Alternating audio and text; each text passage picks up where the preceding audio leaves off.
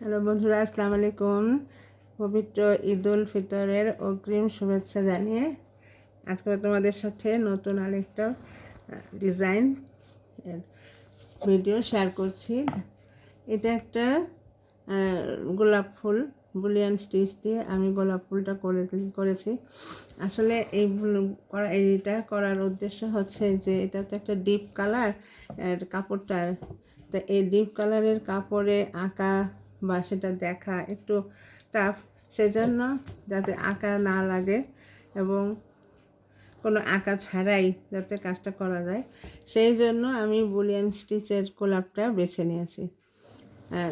সাধারণত ডিপ কাপড়ে কাজ করতে গেলে আঁকা সেটা দেখা একটু কঠিন, তো এই কাজে কোনো আঁকা লাগবে না, এমনি করতে পারা যাবে। তো নেভি ব্লু কাপড়ের উপরে হালকা সবুজ সুতা, টিয়া কালারের, এটা আসলে মোবাইলের ছবির কালারের জন্য এটা কালারটা একটু চেঞ্জ হয়ে যাচ্ছে। এই যে কচি কলা পাতা সুতা দিয়ে আমি ফুল পাতাগুলো করলাম। এখন আরেকটা গোলাপ আমি করব। এখন এখানে আমি আরেকটা গোলাপ করব বুলিয়ান স্টিচ দিয়ে, এই জন্য সুতাটা তুললাম। প্রথমে যখন আমি স্টার্টিংয়ে যখন এটা করব, তখন আমার যেহেতু গোলাপের ভিতরের অংশ, অতএব এখানে পেঁচানো এটা কম হবে, ছোট করেই এটা করতে হবে।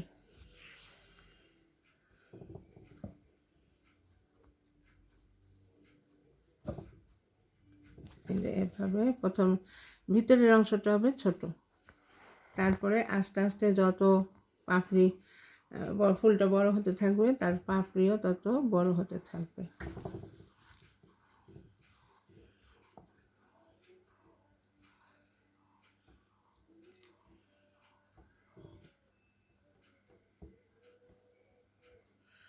যেটা ভিতরে এটা আরেকটু বড় হবে, যে এই দুটো ছোটই থাকবে, তারপরে আস্তে আস্তে পাপড়িগুলো বড় হতে থাকবে।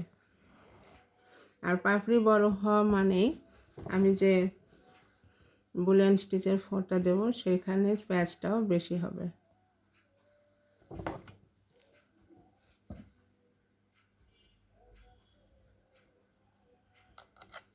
আর ডিপ কালারের উপরে এই সেলাইটা করলে এখানে আঁকা লাগে না, না এঁকেই করা যায়, এটার একটা সুবিধা আছে।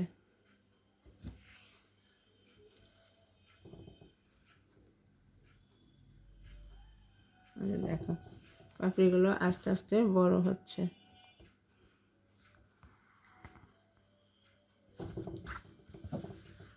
এভাবে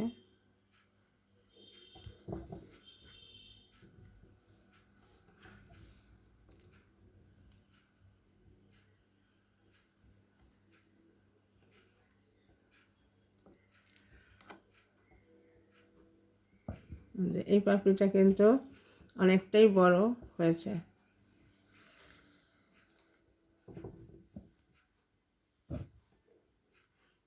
দেখো এইভাবে করে আস্তে আস্তে করে এটা বৃদ্ধি পাচ্ছে। এই যে দেখো ফুলটা কিন্তু হয়ে গেছে। এই যে গোলাপ যেটা আমরা করলাম সেই গোলাপটা কিন্তু হয়ে গেছে। এই যে এখানে 3টা গোলাপই ফুটে উঠেছে।